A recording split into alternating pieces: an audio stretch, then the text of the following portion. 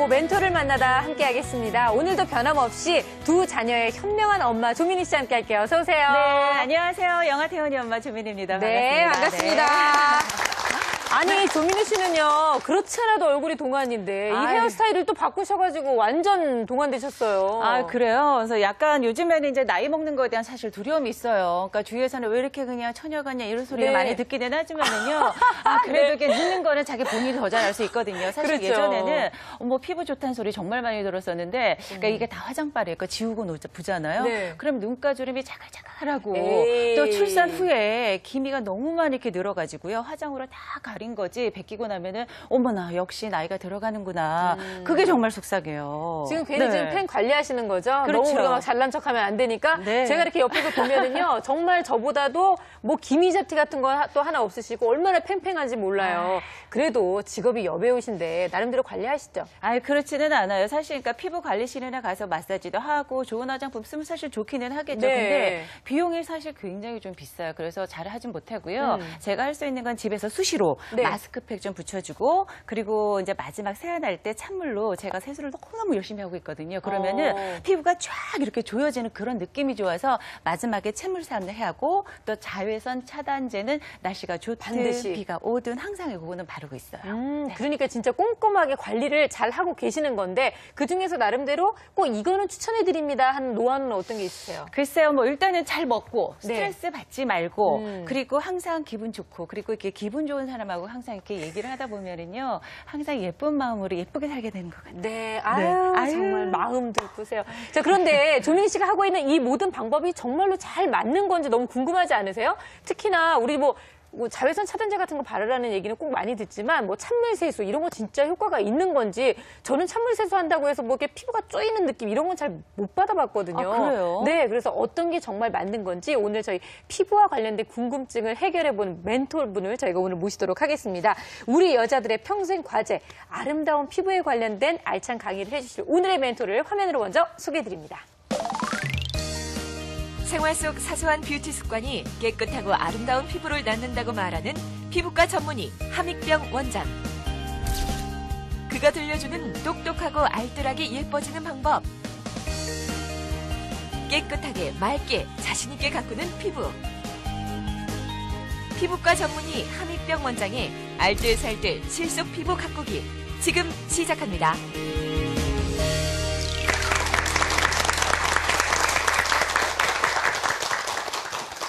안녕하세요. 이렇게 뵙게 돼서 반갑습니다.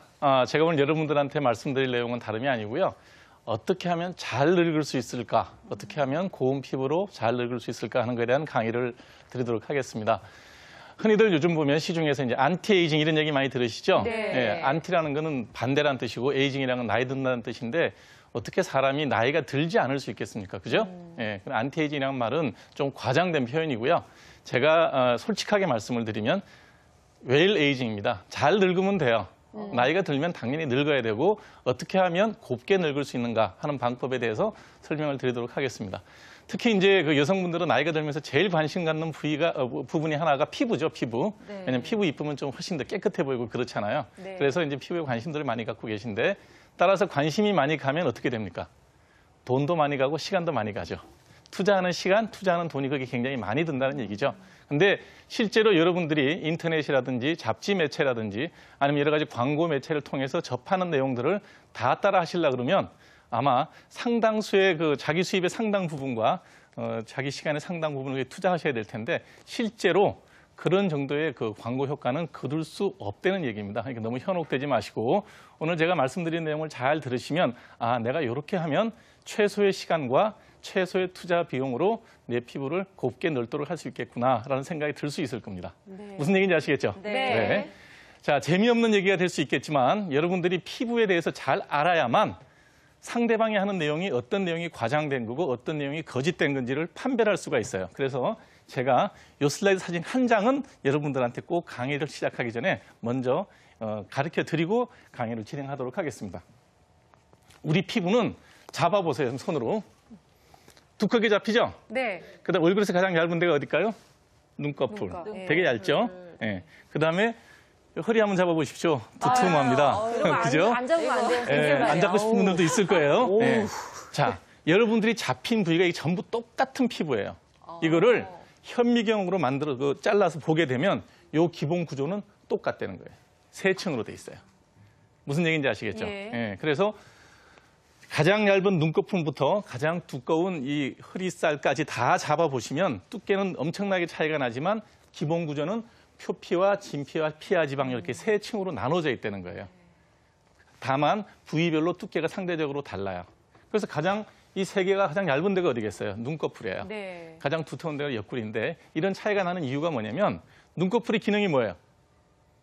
눈을 보호하는 기능이에요. 눈꺼풀은 쌍꺼풀이 있으려고 있는 기능이 아니고 눈꺼풀은 눈을 보호하기 위해서 셔터 기능을 하는 거예요. 어떻게 되겠어요? 먼지가 들어오려고 그러면 빨리 여닫아야 돼요.